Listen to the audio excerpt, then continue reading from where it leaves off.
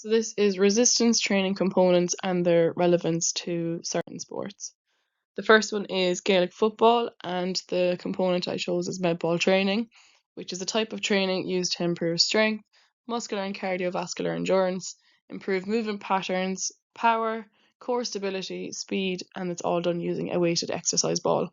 Um, the variations of med balls can be stuffed with sand, silicone, rubber chips, and they were traditionally hand stitched. But more often now you'd see them covered in molded plastic, polyurethane, or leather. And they're also popular for rehabilitation circumstances. Why is it important or relevant to Gaelic football?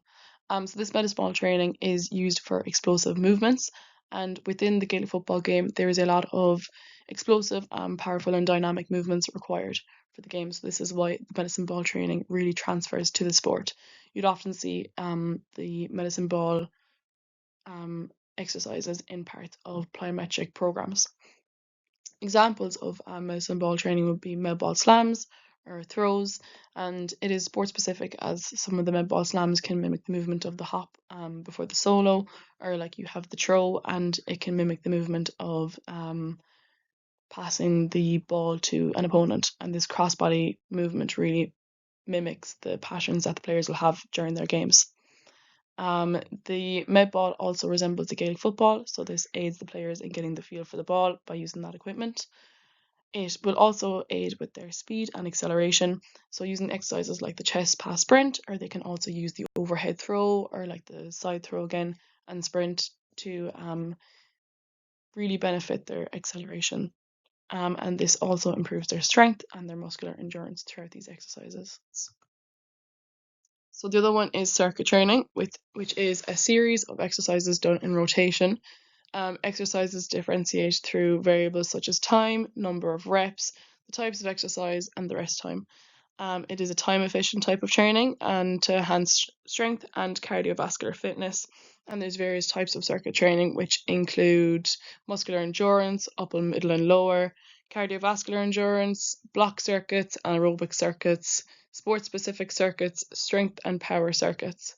And the good thing about this is you can kind of mix up and match the circuits to alter the person that's doing them. So you can take various components from different types of circuit training. Why is it important for Gaelic football? It's useful in pre-season, so you'd see a lot of teams using circuits in their pre-season programs. They do this at this time of the year to prepare for the season ahead, and you'd often see them targeting a lot of cardio and strength based stuff in the pre-season.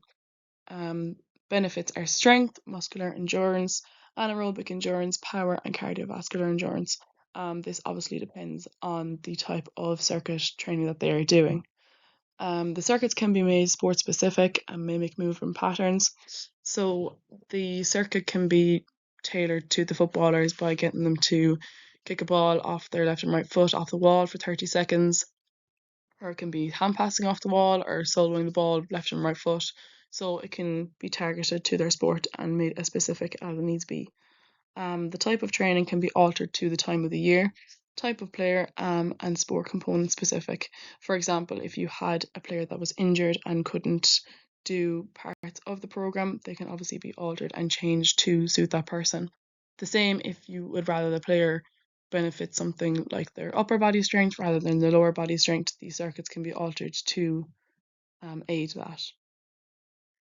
The next sport is the marathon running, and the component of resistance training is core training, which is a type of training that strengthens the muscles around the trunk, engaging them and learning to stabilize the spine and pelvis during static and dynamic movements.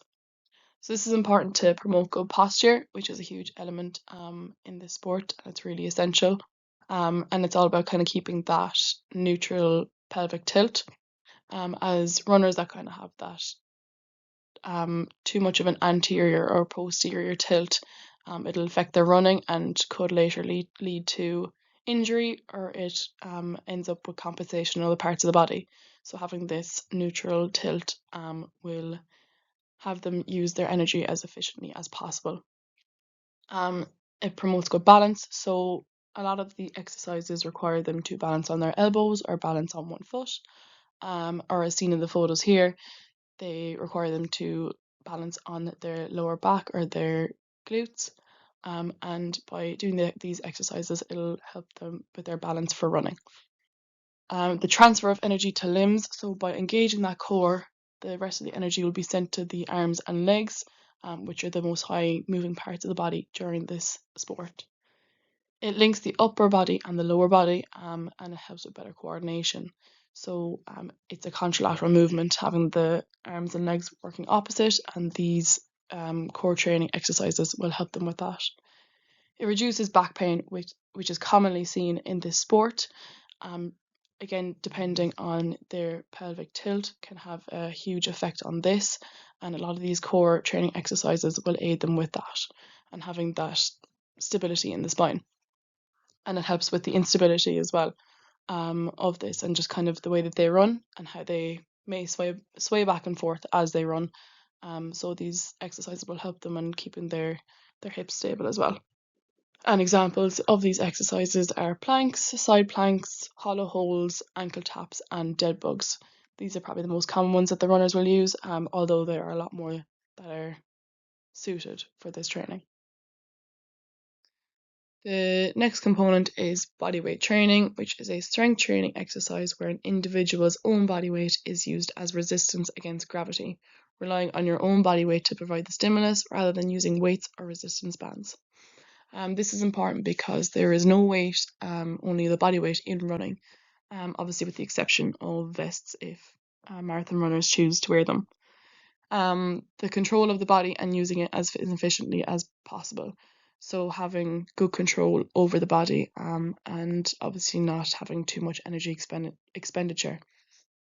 The stability of their joints, so keeping the hips, the knees and the ankles stable while they're running. It improves endurance, strength, and their flexibility.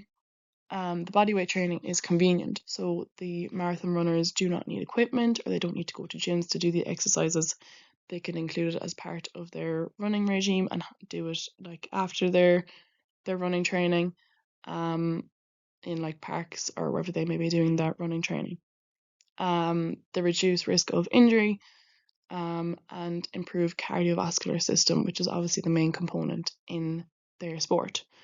They will include exercises such as burpees, jumping jacks, and mountain climbers.